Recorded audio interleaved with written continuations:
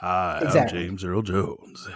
Yes. I wish I could do that. James Earl Jones or Morgan Freeman, one or the other. We all want to sound like one of them. Hi, Andy.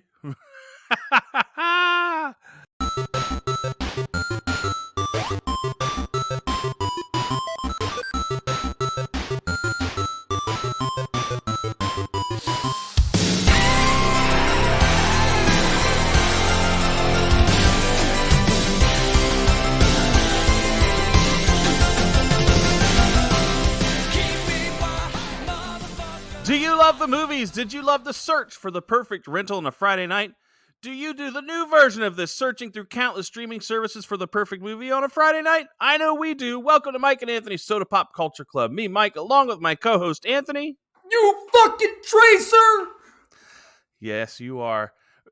You know what? You're the tracer to my art. Bring our take on a classic movie every Monday from the 80s, 90s, and beyond, during which we will play the game and open up a 6-pack of favorite scenes. We also point out a couple of generic scenes as well. At the end of the movie, at the end of the show, we will rate the movie 1 to 24 cans. 1 can is an uncomfortable threesome, and 24 cans is a date with Joey Lauren Adams. I mean, come on.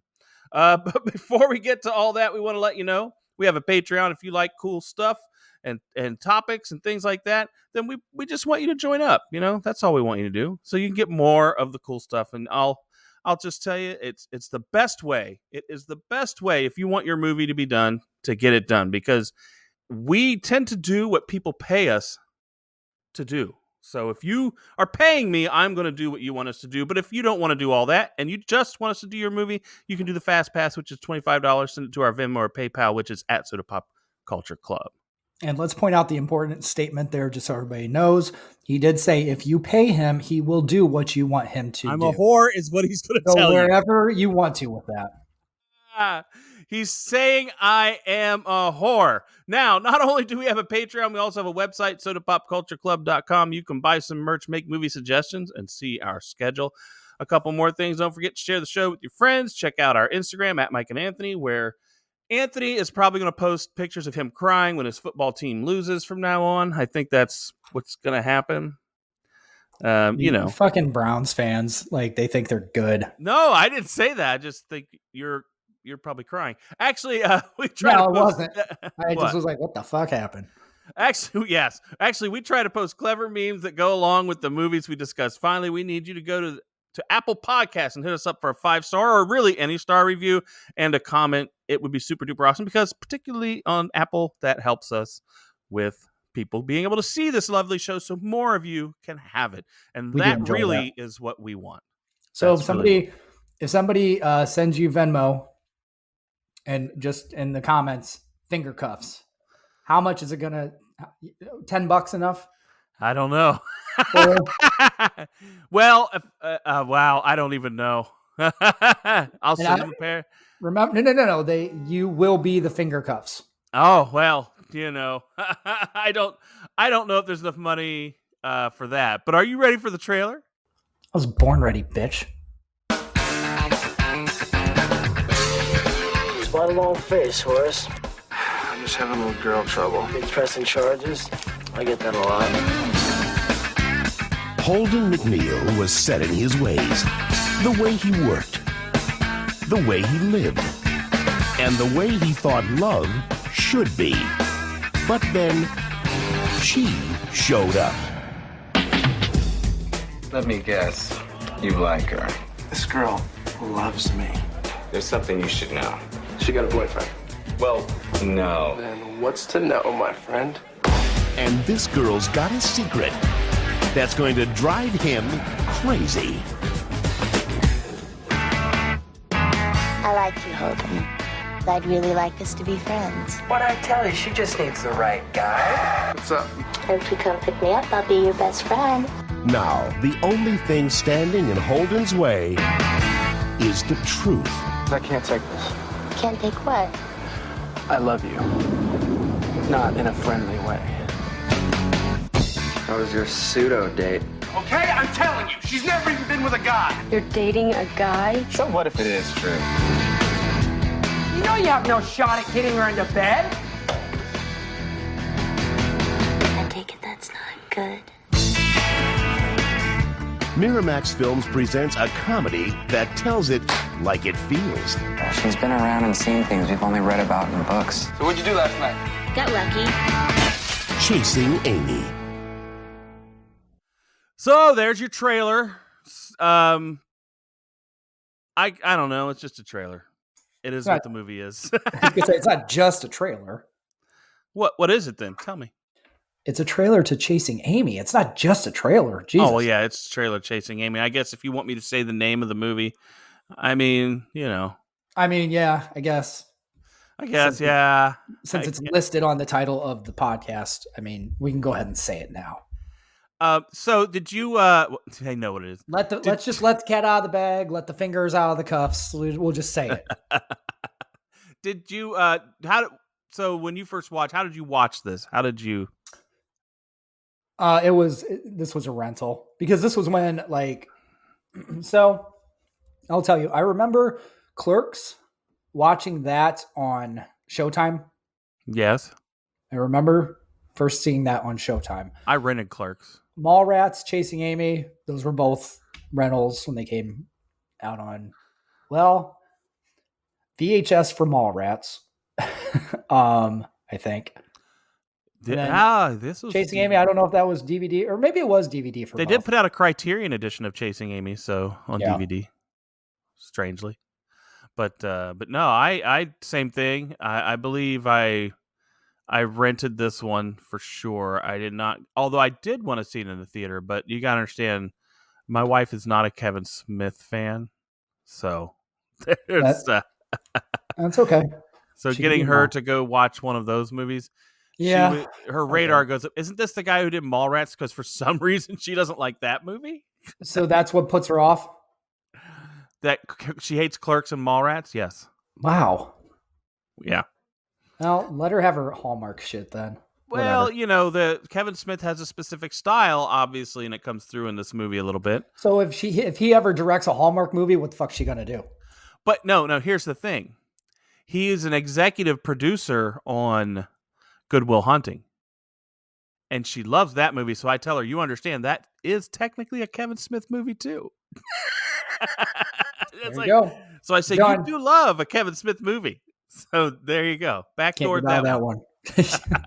Oh boy, you took that side of the finger cuffs, huh? Yeah, whichever. Wow. Oh, hey, buddy. Hey. Oh, hey. Oh, hey. I don't know about that. But so yeah, I just think I remember seeing this back then. It felt like it was billed as like the grown-up Kevin Smith movie.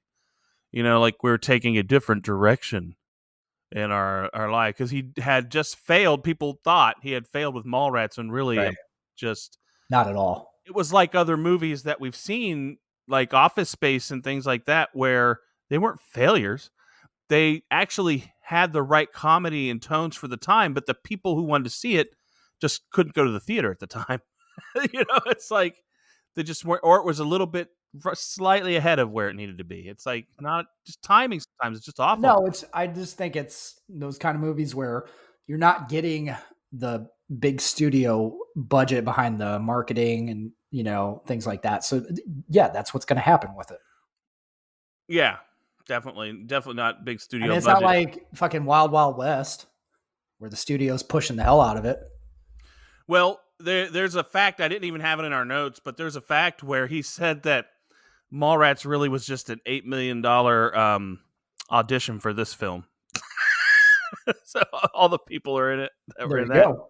So see how that works. So yeah, you spent $8 million just to find a perfect cast for a movie that was a little different on that one. But do you want to play your favorite thing? Do you want to do your favorite thing and play the game? Do you want to play the game first, or you want me to give the breakdown?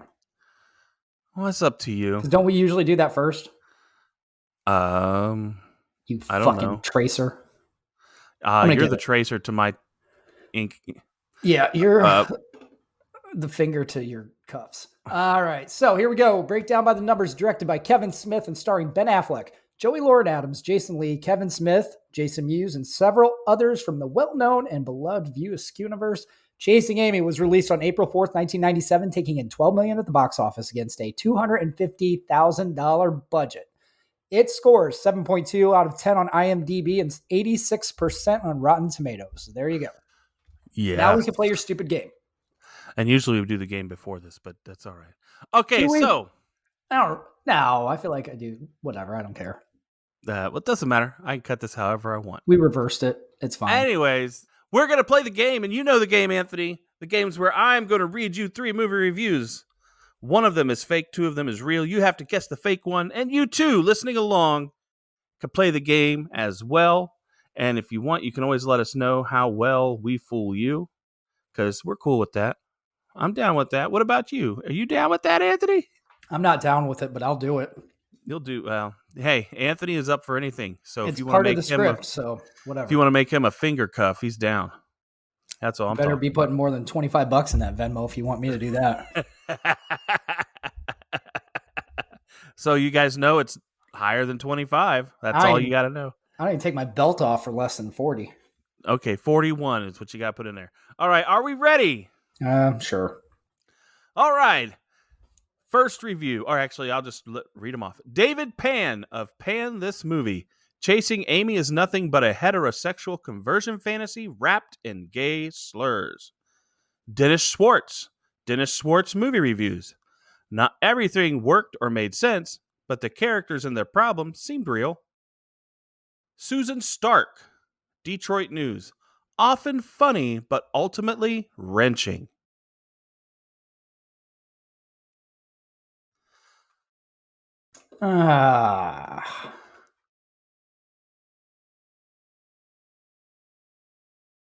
Jeez, I could smell him. I'm going to say the first one. And why is that? Just because I think it was a little too overdone. Huh. Okay. Something you would write. Oh, okay. Well, you are right. You got it correct, sir. You did guess the correct one. But I want to let you know, while those may be my specific words, there are many reviews with that same sentiment that are just as overdone. So it wasn't about... I thought I made a great character of David Pan of Pan This Movie. I thought that was a great thing. I thought you might believe in that more than anything. That sounded too fake that it had to be real. Well, David Pan is one of the characters in Big Trouble in Little China. So there you go. Not Lo Pan. Nice Lo Pan is the main guy. This is David Pan. He's nice try, dickhead. You didn't get me this time. Yeah, but hey. Hey. Winner. Yeah, he's a winner. I think he's still a loser. Okay, you know why I knew it was fake? Why? Because you added too much depth and shading to your review. You're the tracer, buddy. You're the tracer, bitch. I don't think so. I'll put my fucking pen in your thorax. Whatever. Come at me, bro. Come at me. No. That's all I'm saying. You'd like that. At you or on you? Oh, whoa, hey. Hey. Whoa, hey. Hey, just throwing that out there. But, so what is this movie about? Just give a quick synopsis so people know what it is. Okay. It's a tale of conversion. How about that? Oh gosh, don't even say that. Boy meets girl, falls in love with girl, tries to convert girl to like boys, and then finds out about girl's past, can't deal with it because he's a typical dude and just can't get shit like finger cuffs out of his head. You know, he wants to have a 3-way with another dude, and nobody's friends at the end. There you go. That is so true. And nobody's friends at the end. Nobody. Except for Jay and Silent Bob. There's no more shared moments at the end. Jay and Silent Bob are still friends with Holden, right? You know what's really funny? To me, anyways, I think the end of this movie is where you should have had the end of Mallrats with Jay, Silent Bob, and Suzanne walking down the highway. You're right. That should have gone at the end of this.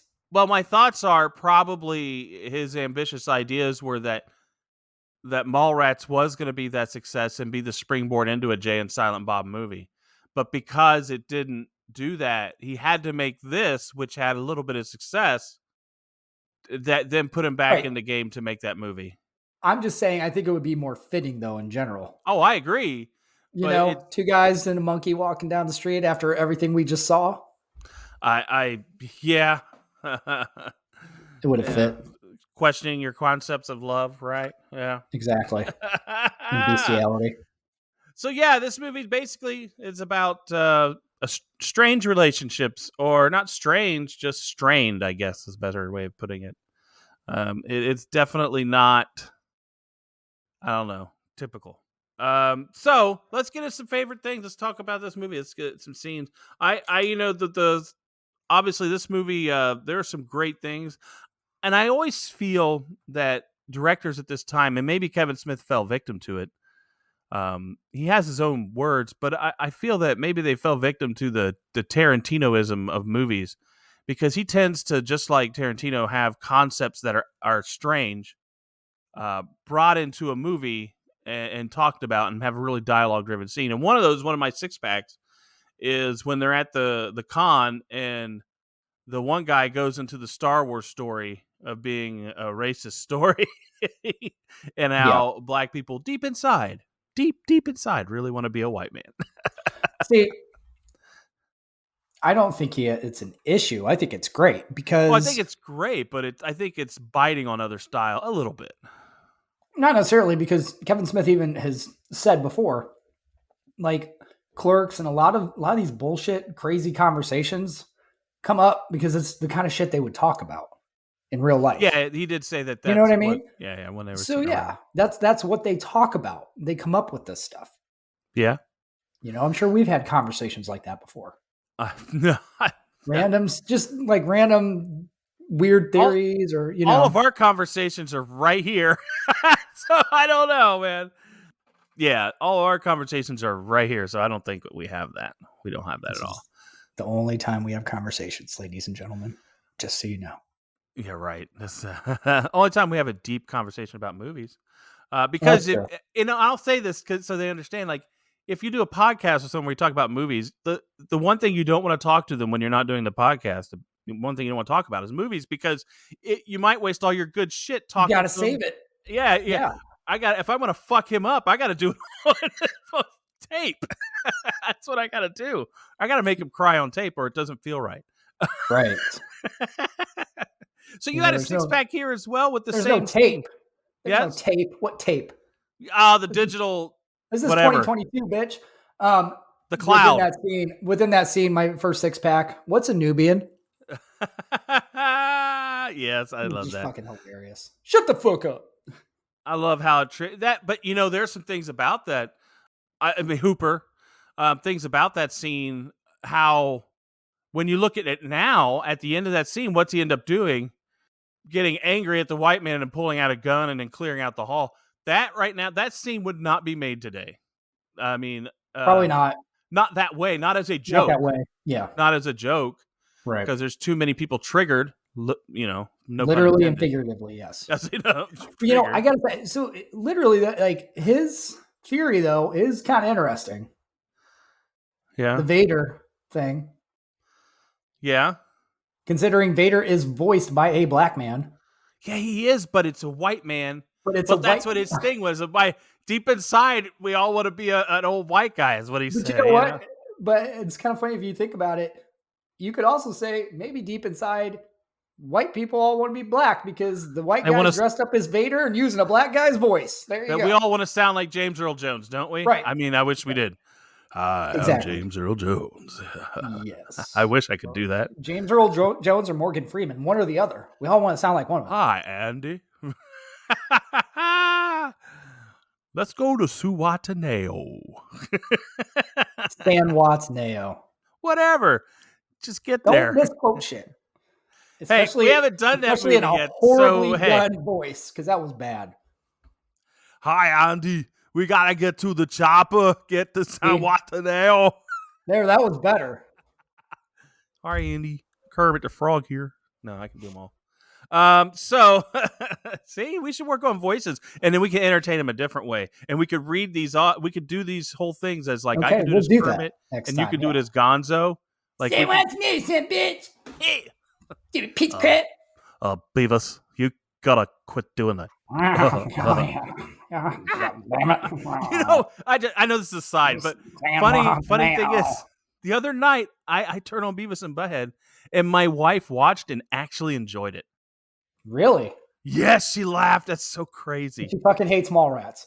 Yeah, I get it. But you know, Mallrats is pretty much a live action Beavis and Butthead. The Beavis and Butthead is good. I'm just saying. I'm just gonna tell you right now, the Beavis new and ones. Butthead is great. Yeah, it's great. It's mindless humor that we needed. It's Gen X giving its best product. It shaped my life. Yes, it did. It did. I tell you, it did for me. Now I want to get back to the movie. We were talking about Hooper. I think for me and throughout this movie, Hooper is like the spiritual center for Holden and Banky. Each one of them he has a different type of relationship with. Holden, it's more the deeper, let's talk about your feelings. And he always tells him the right thing, but Holden doesn't listen. And then Banky, it's like Archie's gay. it's like Archie and Jughead were lovers.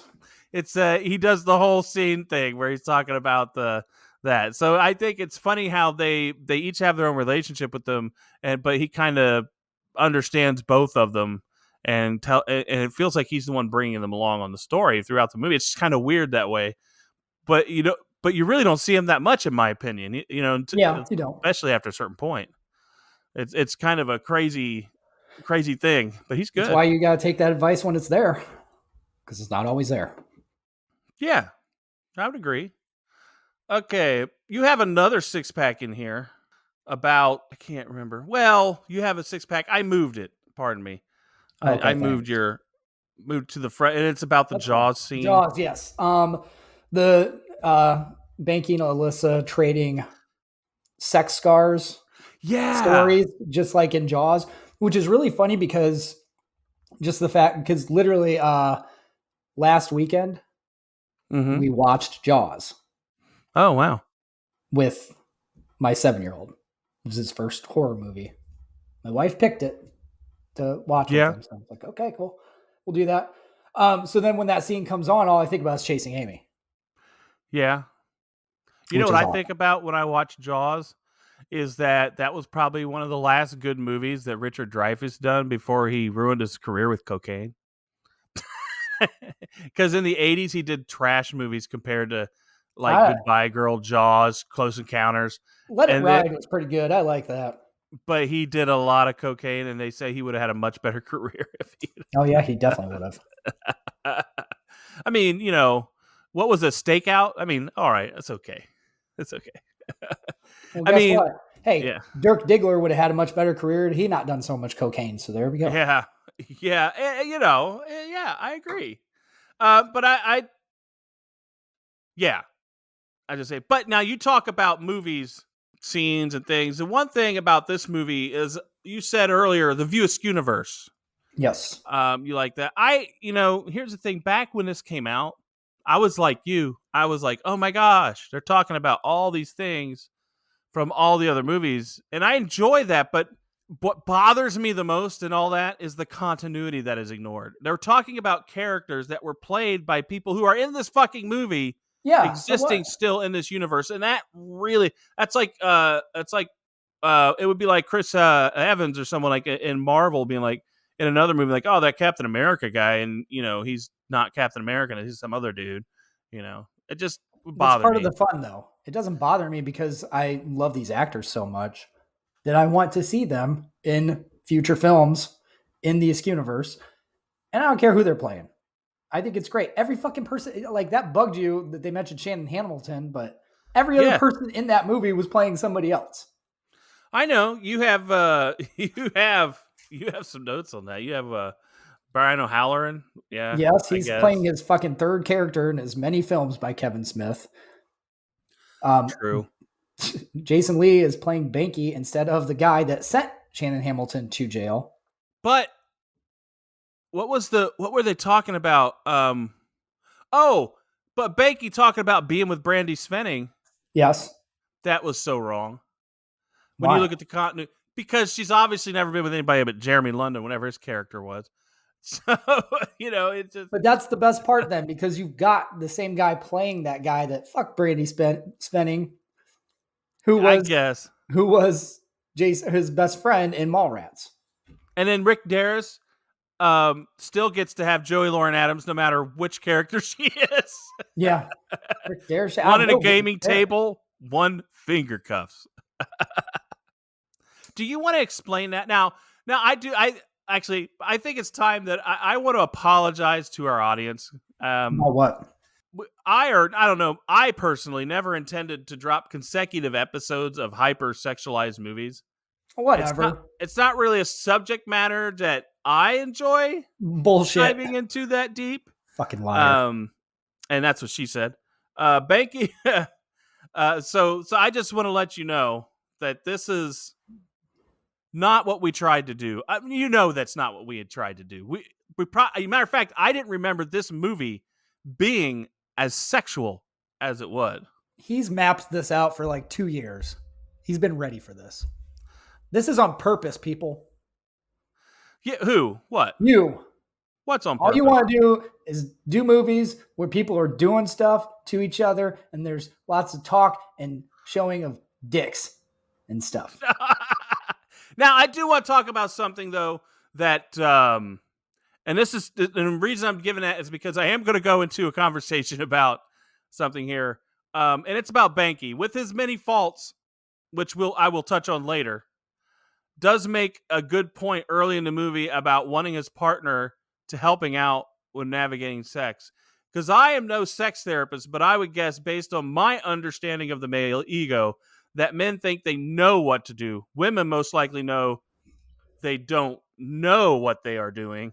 And I feel if all parties concerned are going for the same thing, a pleasurable experience, it would behoove us both as sexual partners to help the situation by just fucking communicating. I'm not sure if this was a 90s thing and before problem, or is it still a thing today? I don't know. This is caveman shit. This is from the dawn of time. Okay. You're saying the dawn of time, the woman's been laying there going, fuck you. No, what I'm saying is, no, I'm sure, yes, some girls won't help you out, tell you what to do. But the vaginal playground of a woman is unique and different. It's like snowflakes. No two are alike. So when advice is offered, you take the advice, you take the directions. But I'm saying it should be given more often than well, hey, that just depends on the person, I guess. If they don't give advice, then that's their problem too. I get it. But for a guy being a typical guy and not to listen and think that they know what they're doing, it's bullshit. Because it's just like a guy, same concept, drive around for 2 hours instead of stopping to ask for directions when you could have gotten there in 10 minutes instead of spending an hour and a half dicking around. If the guy knows a shortcut for that gets him to where he needs to go faster, but you don't get to see the things you want to see, he's going to take the shortcut because you never told him to take the turn at the road. That's just how it is. That's how it is. But the guy thinks he knows where he's going. And he may get to the destination, but he forgets that the journey matters. Every guy thinks, like, I'm a human garment. I know where I'm going. Hang on. Oh, male stubbornness, like you said. So, yeah, our male stubbornness, you're right, doesn't allow us to fully explore sometimes and open up our mind. We need our minds to be opened up for us. And ladies, just help us out is what we're trying to say. If you don't take us to a class, but don't help us study or give us directions. That's all I'm saying. No. You mean don't give the test if you don't give the study materials. That's right. That's what I mean. Yeah, yes, you got it. So basically you're saying you'd like to fuck a teacher's aide. Once upon a time, that may have been on the table if I had so been inclined. Okay. Now I want to get into some things. You're talking like really a teacher's aide, or are we talking a 65-year-old librarian? Yeah. Whoa, hey, brother. You never know. I mean, I might have the magazine, the oldies but goodies magazine. You probably do. One of what Banky's stuff that he was going to take with him on the road trip. It's probably in his hoard that he had there. Man, that was a collection, wasn't it? Yeah, but not often. You had that quote. Sometimes I like the idea of a woman with a horse. Yeah. I mean, is that foreshadowing for Clerks 2 a little bit? I don't know if it was foreshadowing or it was just like, the spark that led to that whole idea. Yeah, that's what I'm I don't saying. know. It's like I don't know. We're not there yet, though. No spoilers. well, but I'm just saying it's one of those things that is just a concept he couldn't get out of his head, because a lot of the things that are in these movies, especially about sexuality and dating, tend to cross over a little bit. And animals. I think, and I'm going to get into that. So a little bit more, but not at this time. Now, it's something that aged well, because, this movie ultimately is about Holden and Alyssa's relationship, and how he falls in love with a gay woman and all that. And then she actually ends up falling in love back. But something that ages well is when when she goes home and she has to, I don't know what, she's setting out promotional materials and she's with their girlfriends. And they say, hey, you're playing the pronoun game.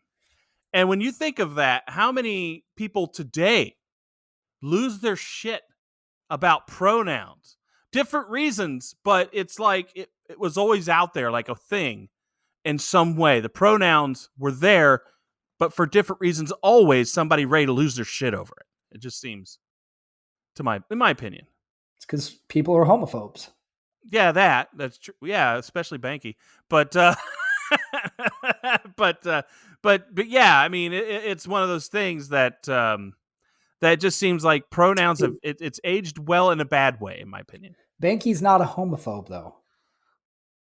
Let's not get into that yet. He's already explained, like, gay men, he understands that. Yeah, but he has passive aggressive tendencies. Yes, I know. Now I want to, but one of my favorite things in this movie, other than pronouns aging well, because that's such a conflicting thing. I mean, I've seen things where people, like, there's this one Instagram I follow, a guy who points out shitty people on dating sites, and the person says, I don't like you if you tell me what pronoun I have to use. I'm like, people just say that up front. It's like, fuck you. Fuck you. I mean, what if you look at me, you're going to say what I am. And okay, I don't mind that. I've always said, you can call me whatever pronoun you think I am. If I have to correct you, I will. I'm just going to call from now on. I just call people by their name. That's it. That's it. But what's funny is I rarely do that. Like, if you hear me in conversation, I'll say my brother-in-law or my wife or my mother. I never say their name. I don't know why. I think everybody does that, though. Because I feel that when I say the name, they'll ask me, well, who is that to you? So then I end up having to answer that question inevitably. But if I just say my wife, they don't give a fuck what her name is. Everybody does that, though. That's yeah, but I've been pointed out by my family that I do that in a way that seems like I don't acknowledge them as being as close of a human being to me as they are. Well, that you do that, though, because that's true. I do. You call your daughter kid. Yeah, whatever. Well, you do. Hey, I call my wife woman. I do know that. Yes, you do that too, which also, that's a whole nother set of problems you have. She has a name for me, but that's all right. I'm sure she's got more than one. Now, I want to get into what I was getting into. I'm sorry. I got sidetracked. Six pack for me is cameos. Yes. Just a lot of the different cameos we have in here. You got the Matt Damon and Dante. And Dante, or what do you call him? Brian O'Halloran. Casey Affleck, the antagonizer at the con, Little Shaver, was in there, and he ends up winning an Oscar later on. So that's no, Manchester by the Sea, but yes, and that's a whole nother thing. We're not even going there. Yeah, well, that's a little more modern for us. That was an Oscar win shrouded in a lot of controversial bullshit going on. Which is, but when you think about it, this movie has a lot of shit that I would say has controversial bullshit about how people would view it if it were made today the exact same way. Like, it would be, people would look at it and go, oh my gosh, I can't believe this thing says these things and does these things. So to me, that is interesting that he's in two different movies that has its own issues. But see, I don't know. Like, when I'm even now watching this movie, the things people are talking about and the way they discuss them with their friends, I think that's still done. I don't think that's like people are like, oh my God, I can't believe they're saying that. People still do that. I don't think so. Not I do. completely. I absolutely fucking disagree. do. No, I'm just saying. Disagree.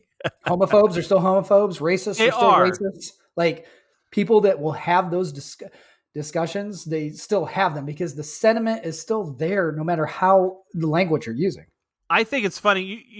I work in an office, and one of the things I would say when you work in a setting with a bunch of different people, that someone once in a while will say something to you, and you're having a conversation that's pretty cool, and then they'll say something that's like, you're like, oh, whoa, did they just say like a thing that's like totally low key, like racist or homophobic or sexist? And then you don't know, do I keep engaging or I just turn my back and go, oh, I'm done with that conversation now? It's like, and I feel that sometimes this movie's kind of like that. It's like that. It's like, oh, this was okay, but then it starts saying shit that's, should I turn my back on this now? The conversation's not right for the room anymore. That's kind of how I feel about it. But that's right. That's deep shit. You don't get that from me often. No, not ever. Your wife never gets that from you. Boom. So let's. But basically, I think as far as pretty much any of that conversation you're talking about, yeah, is coming from Banky. I know that. Like nobody else is having these conversations that you would say that about, right? Yes. Okay. So the rest of the movie, outside of just the shit that Banky's interjecting, that can also be made. You don't have issues with that, right? Correct. But, and I've given my 6-packs. I got my cameos. I got my Darth Vader thing. Another 6-pack of mine, I'll go into that, is Jay and specifically Silent Bob. Because there are things that I really like in this movie. And Jay and Silent Bob is one of them. And Bob specifically, because I think, and here's the thing with that, I think that Kevin Smith makes movies, at least sometimes it feels this way, to make one profound point or joke or payoff. Like he has this profound thing he wants done. And this, it was to express through Bob a tale of woe or lost love. Like he wanted, because he felt he could deliver that message. Because to me, it is the best scene and most believable scene in the movie. I also love in that particular scene that he had a dream of being a Vegas dancer, because who doesn't have that dream?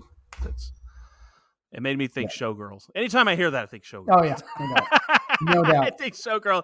Like, oh, who doesn't want to be Elizabeth Berkley rocking her bod in that pool? So yeah. It's funny. I mean, really, I think it's interesting. It's kind of funny that when you're talking about how there's so much conversation in here that wouldn't work today and everything. Yes. But at the same time, Kevin Smith, I mean, Clerks and Chasing Amy, specifically those two, it comes down, like at the very end, his speeches are basically about, respect women. Strangely. Clerks, he's got, there's a million fine women out there, but most of them don't bring lasagna to work. Most of them don't just cheat on you. Yeah, strangely, I would say. When you look at the movie as a whole, you see that because we'll get into some takes now and some generics and things. All right. When you look at the movie as a whole, you see that this was early for him in his thinking, and his great point is great, but it's wrapped in a juvenile concept of love or even whatnot, like the whole conversion thing and the whole, lesbians, like it feels like a 13-year-old said, oh, well, here's my idea of what love is and how this would happen. And that it's kind of like, but he has the one profound point. That's why it's the best scene. Like, I just don't get that particular thing. That's my thoughts. Hold on, no, I completely disagree though. Yeah. I think the whole movie, like, obviously it's different than pretty much anything you'd seen up to this point with that subject matter and the context. But like you're putting all this in, but again, like I think you're looking at it from a straight male's point of view. You know what I'm I looking mean? at it as a straight male who can't pretend to understand You're how people of another sexuality would start to deal with that. I wouldn't right. inject myself into thinking this is my fantasy of how it would play out. Well, no, because if it's your fantasy of how it would play out, it'd be a happy ending for everybody. Well, it's not. I would agree. A Right. happy So ending. he's showing again I don't know. how different people are dealing with different situations in this movie that you wouldn't have necessarily thought about had you not Well, seen this movie. here's the thing. I've got some generics I'm going to go over in a This is moment like that a we will get deeper into that. You know walk it. a mile in my stilettos kind of movie.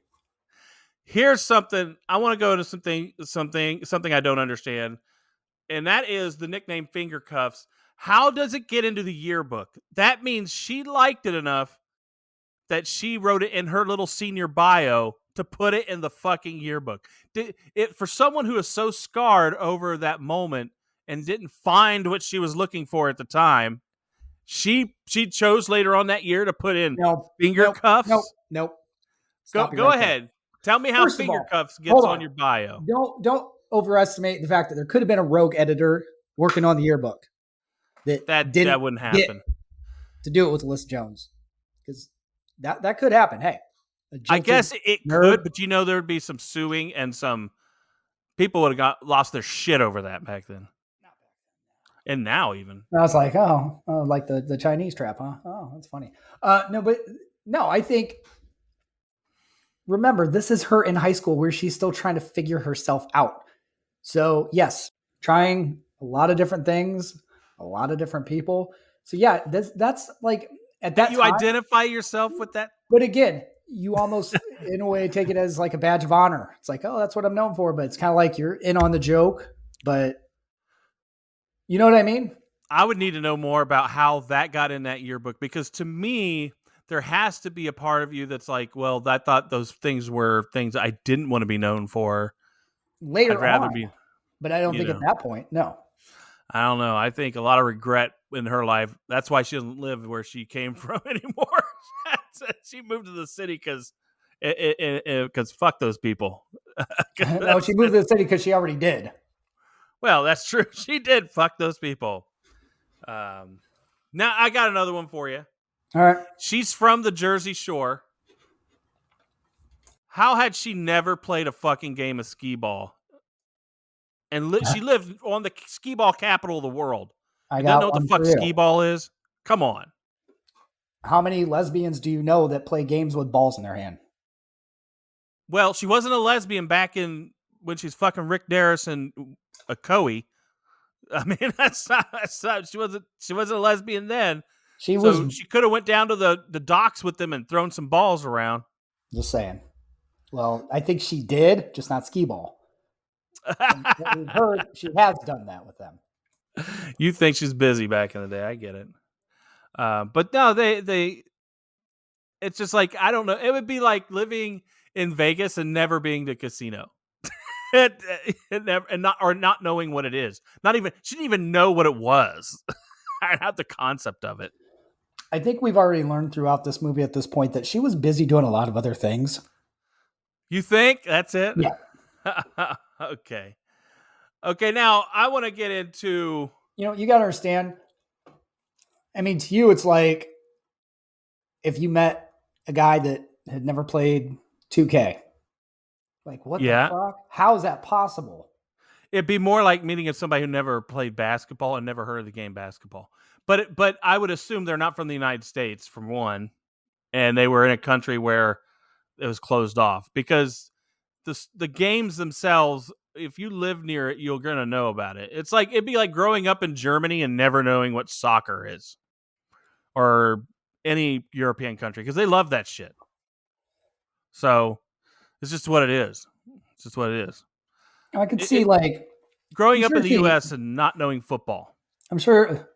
All right, so you're comparing Skeeball to football. Well, I mean, in relative to that area, the boardwalk, because that's what they're famous for. They have the boardwalk with all the arcades and stuff. Right. Yeah. It is like underneath the boardwalk. Well, on top of the boardwalk. She was always underneath. Boardwalk. Yes. Out of the sun. We'll be having some fun. You like that song? That's an old one. Oldie but a goodie. Like Bruce Willis's version. I remember that. Oh my God, Bruno. Don't say Bruce Willis. Bruno. Sorry, When he Bruno. sings, he's Bruno. He's Bruno. Not Mars, just Bruno. That's right, the original Bruno with no fucking Mars on the end. What the fuck? Anyways, I've got a generic here I want to go into, and I know you hate it that I'm going to say it. It's Banky. He's a generic. All of it, every bit of it. He's now that I watch this, because I was in my 20s then, I had a different outlook, a different mindset. But now that I watch Banky and I go, oh shit, cringe factor. It makes me cringe the fact that I may have thought this guy was a great dude, and I was wrong. So I don't hate that at all. I just completely am on the opposite side because that's my other six pack is Banky. I know. That's why I didn't make you bring it up when we were doing six packs. Here's the thing. It's not, you got to understand, he's the idiot character in the movie. Yeah, obviously. That's the point. That's why anything like derogatory or bad that shouldn't be said in real life, Kevin Smith can funnel through Banky in this movie. Yes. Like that's, so that's why you can't take it seriously because of who's saying it.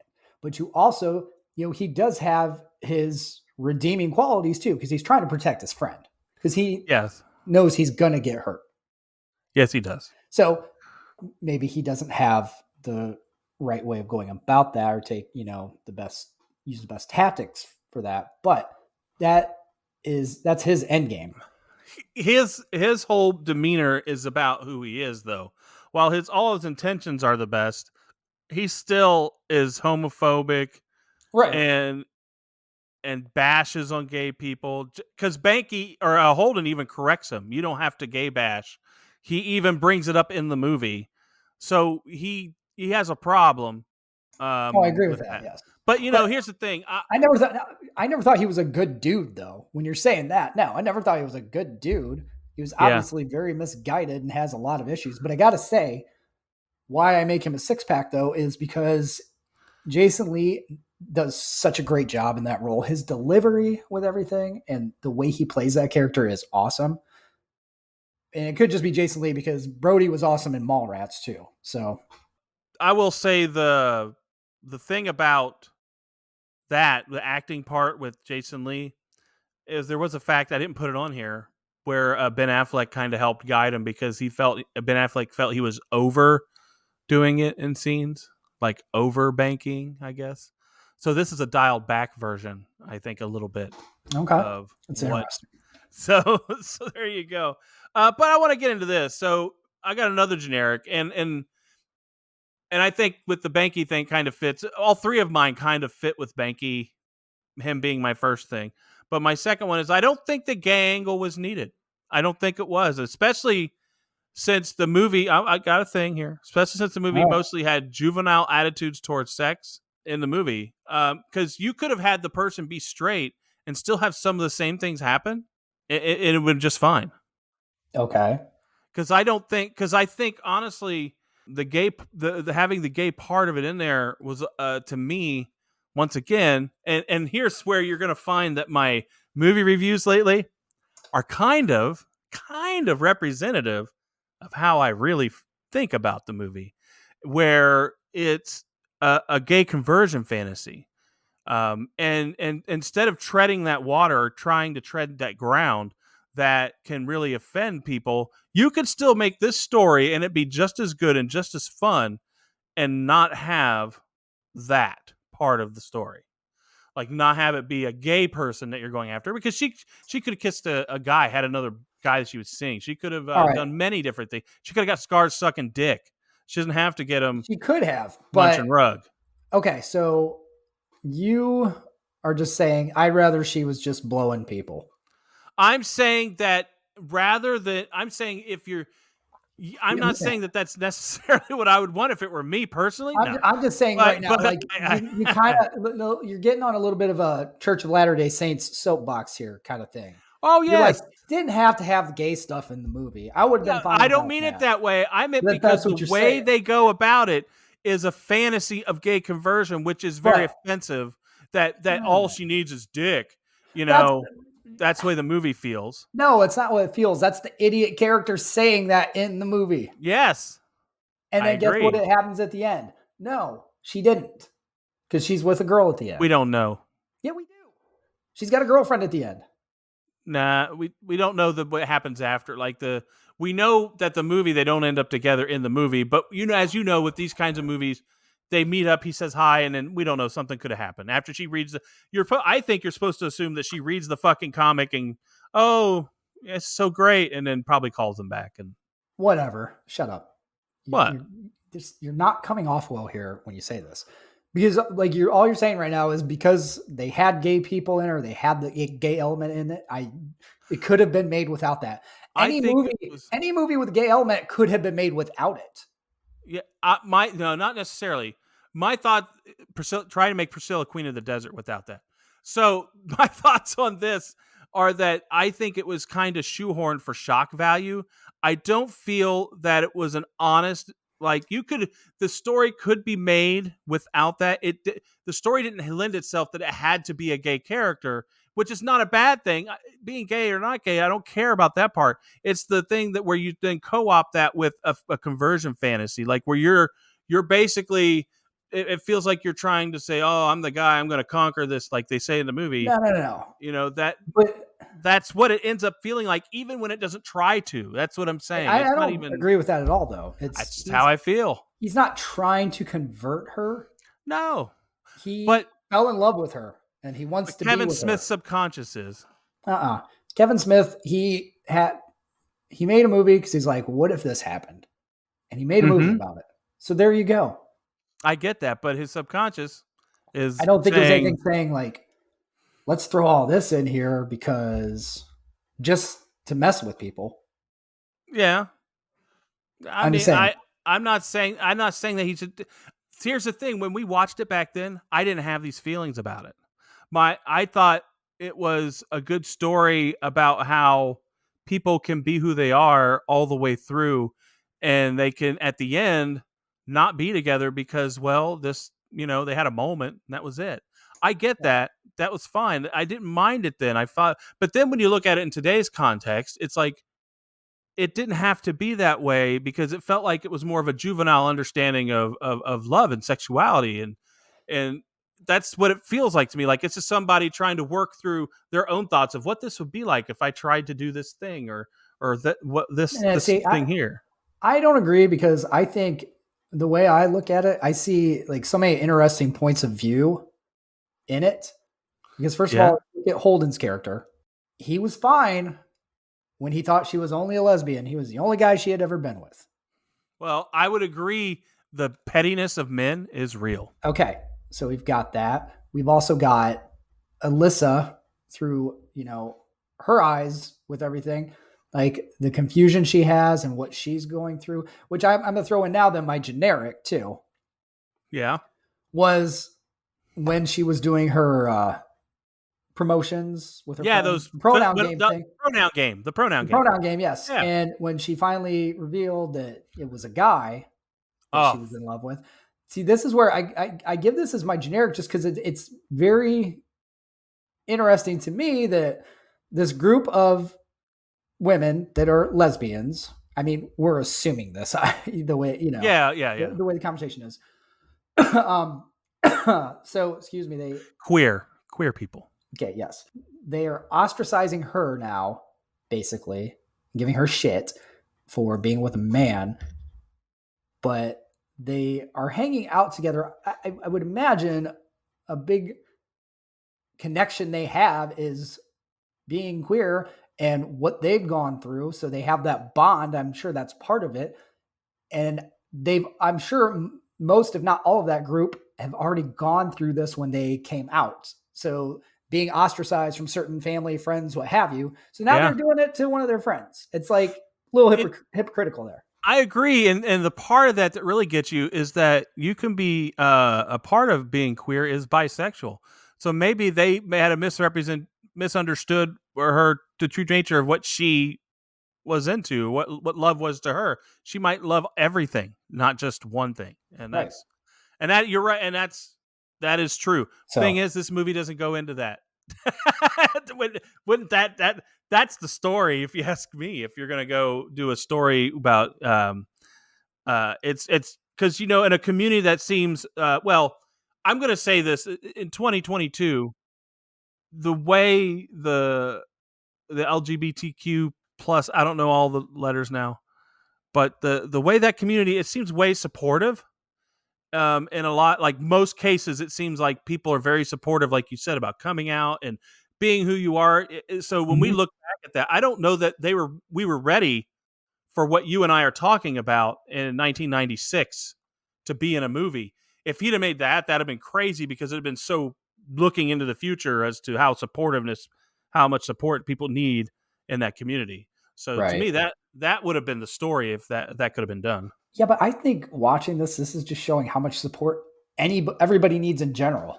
Yeah, just in general, that gets taken for granted, because obviously Alyssa, and that's the thing. She's got these choices she has to make. Like, if she does follow her heart and she really is in love with Holden, look what she's giving up and what it's going to do to her life.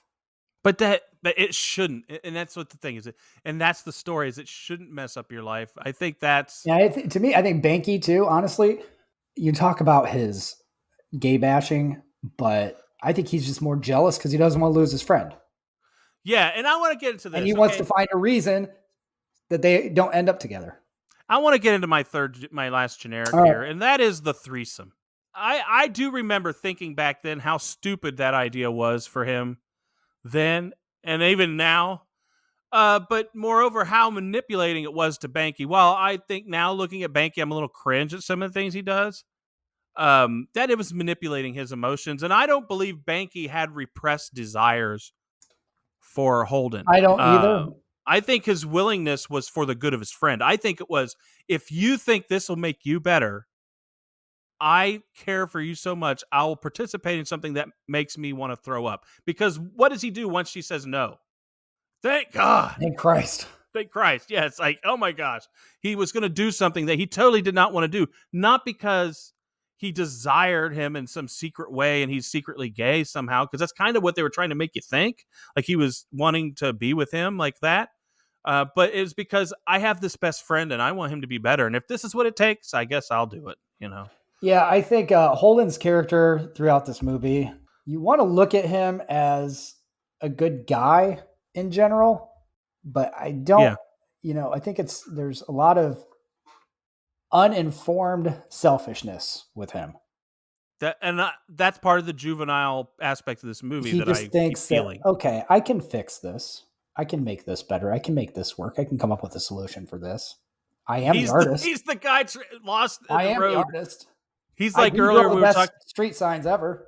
But he's the guy who didn't ask for directions for everything, just like we were talking about earlier. He's no, like, I know the way to get there. He's the guy not in that road. He's the guy in the middle of the four-way road.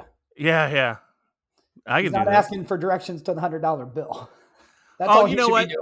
Speaking about four-way roads, I didn't bring it up because this is, to me, it's cringe, but also was funny at the time, is the thing where there's $1 million in the middle or whatever. $100 bill. $100 bill, and you have the Jesus, or not Jesus, now, Santa Claus, the Easter Bunny. A non-politically agenda-friendly lesbian, a bitter of rage, man-hating dyke, Santa Claus, and the Easter Bunny. And which one? We'll get to the $100 bill first. The man-hating dyke. Why? Because none of the other. For your figments of your fucking imagination. That is, I get it, while it's clouded and once again bashing on gay people, because there are obviously different levels to humans. I'm sure there is the man-hating, what he calls the man-hating dyke, but then there's also a lot of probably very loving, caring lesbians who have no agenda. Their agenda is just to love whoever they're with, So I think that's the funny part about that, but it's funny because he's trying to express what he feels. It's just so it's so awesome. You want to know something though? I'm sorry, this is completely random, and I don't hope this doesn't sound insensitive. I have no idea. This is just more of an observation. Oh I never wow. thought about this. And this is again just from what you've seen. I do bleach my anus. What you've There you go. yes, I know. What you've seen in film, in media, Yeah. you always have had that concept or idea, or like how people are portrayed when they are talking about, lesbians. Like they'll show one or the other, right? Yeah. As he described them. Yeah. Gay men. I've never seen a woman hating gay guy. You know what I mean? We've Yeah, never like seen that. like oh, he's too effeminate. I hate those effeminate gay guys. Right. I've never seen that. You're portrayed right. in Like anything. if anything, you have the token gay friend, Right. and they're always liked. Yeah. Yeah. Oh, yeah. But I think that comes to the psyche of the male point of view, which is, we don't. If we're super heterosexual, the last thing we want is to look at a woman who tries to look like a man because she identifies more that way, Right. and we want to say, "Oh man, she's just a man hater." But then they're saying, yeah, if you're a lesbian, it's because you want to be a guy. Yeah, but that's not the case. You can be a woman and be feminine, Crazy. just like a man could be a man who loves football and just likes dudes. It happens, people. It does. It just does. And there's a movie coming out that was coming out with a story about two gay men, and one of them is the more effeminate, and one of them's like a dude who works out and like sports, and that exists. So that's why it's out there. It's why I forget the name of that movie because I was watching Big Brother and it was on. They made them watch it if they won something. So yeah, I didn't say this earlier. I want to go back to this. It's about the Jaws scene. Yeah. Because you talked about that earlier. I have a fact I forgot about. Smith, Chasing Amy's Jaws scene in which Alyssa and Becky compare sex scars represented everything that is great about independent film, edgy and smart content that a studio would axe early on in the development stage. And I know whereof I speak. There was a version of this scene in Mallrats, and the studio made me take it out. Another scene in which Holden and Alyssa talk about true love while playing darts had originally been written as a conversation between Dante and Randall and Clerks, but Smith lost the notebook he wrote it in and had forgotten about it until finding the notebook again and obviously putting it in this movie. So, yeah, everything he does is he had written down, and it's funny that these scenes could have been in a whole different movie. How would this movie have gone if those scenes weren't in this? I mean, I don't even know. I guess that he would have had to find his other notebooks because that darts scene is very pivotal. Yeah. To why he falls in love, and because they have that conversation, he thinks he shared a moment, and then that's where it all starts from, really. Shared moment. Are you doing the fingers together thing? Okay, that was part of the thing that Affleck was talking to him about when he was like his cues that he would do. That was one of the advice things that they gave you doing this. Yeah, it was weird. Like they had to talk to each other about that, and that was one of the things that he talked about doing. That's weird. I thought, wow, they really talked about everything. You'd think it's all improv, but not all of it is, especially in a Kevin Smith movie. So I don't know. Is there anything we've missed? That this would have been a bunch of improv? Seemed pretty planned out. I say that, but that who Judd Apatow is, right? Yes, obviously I do. Very, very well. His movies are famously made with loose scripts, and he gives all the characters the latitude to improv a lot of it. And I think after going through all of his movies, when we look back at comedies, we didn't think that's how it had always been done. But you're right; it probably wasn't. Everything was probably scripted. Nothing was improvisational. But I'm sure there was. No. I'm sure there was. Yeah, but not like where you only have 40% of a script and then the other 60% is filled in by the people. That's kind of like how Judd Apatow's. I think Kevin Smith is a great writer. I think he's just when he's doing a movie, he writes the lines. Like he knows how he wants the movie to go. But yeah, I'm sure there's a lot of, like I said, changes and improv involved. I'll leave. We'll, before we do our ratings, I'll just say that's why, to me, when he sets these movies up, he sets them up for one scene. I always feel, and that was when Silent Bob delivers. And one of your favorite things, or mine, is when the movie's name is in the movie, Yeah. and he does the You're Chasing Amy, which ends up being the end of the movie, being the comic Chasing Amy. So yeah, I mean, it was I think that thread was the best part of the movie. So there you go. Yep.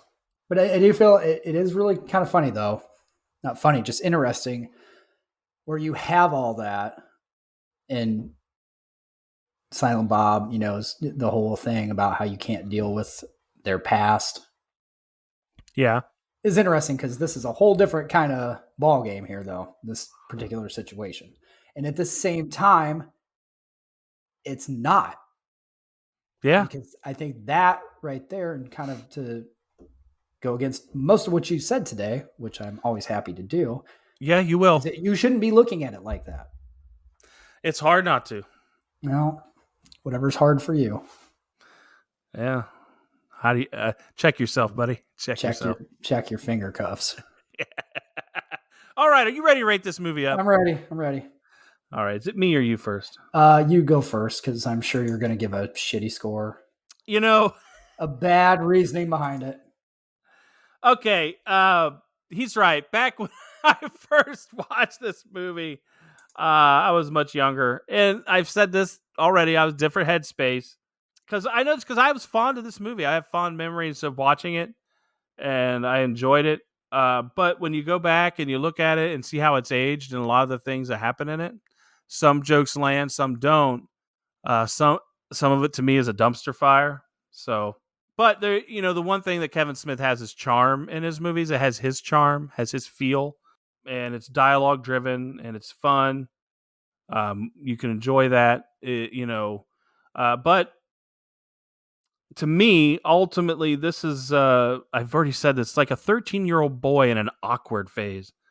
It's got poorly formed opinions about sexuality to me and emotions, but there's a lot of really good things. So I would love to give this like a super high score, but because of some of the poor things, I'm giving it just above average score, which is 13.5. Wow. That's all I'm saying. We are done. I can't work like this. Get to fucking work. Just do your review. Christ. Okay, so I also have fond memories watching this movie because I thought it was great. I think if you've ever seen An Evening with Kevin Smith, it's a stand-up he does at this one was at Kent State, I believe. There's a girl in the audience that said she was a lesbian and she felt that Chasing Amy, that the message in there was that all girls really need is good deep dicking. Kevin Smith's rebuttal to that was, you have to understand that I put that line in Banky's mouth to deflate that whole argument. So I really do feel like you get out of this movie what you choose to get out of it. It's depending on how you view it. And, if you have an open mind, the way you're watching it, there's definitely different ways to take different things in this movie, but it's a type of movie to me. It's controversial. There's a lot going on in there, but I think Kevin Smith set out to make it for certain reasons. He had a certain vision for it. So I do think that he accomplished what he wanted to out of that. That's how I take this movie. I think it's fantastic. I think, yes, there's definitely jokes that aren't great in here as far as being offensive, things like that, obviously, but that's part of the movie. That's part of the storytelling to it. So I'm not going to slam it for that at all. I do get, obviously, we're in a different age now as far as how you should be viewing things and how you should be saying things, without a doubt. But again, we're talking about the stupid character in here that obviously is clearly wrong, and you know that watching this, and you're supposed to know that when you're watching this. You're supposed to get that. So Anyway, to me, I think it's great. I think it's fantastic. I think, especially after going from Clerks to Mallrats, to make a jump to telling a story like this, like I think Kevin Smith, kudos for that. It was great. I'm giving it 22 cans. Saves the average a little bit, so now we're at 17.75. Well, Mike's stupid. I'm not stupid. You make some good points there, but it is what it is. It's just like you're choosing to view it a certain way. And here's the thing. I get that. I get that. I want to go.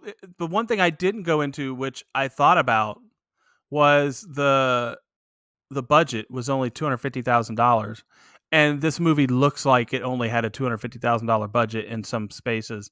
So the film, I didn't even go into like the actual just filming aspect and the quality of the work of the camera and things like that. That right there alone brings it down a little bit, but I didn't say that. I probably should have. I disagree.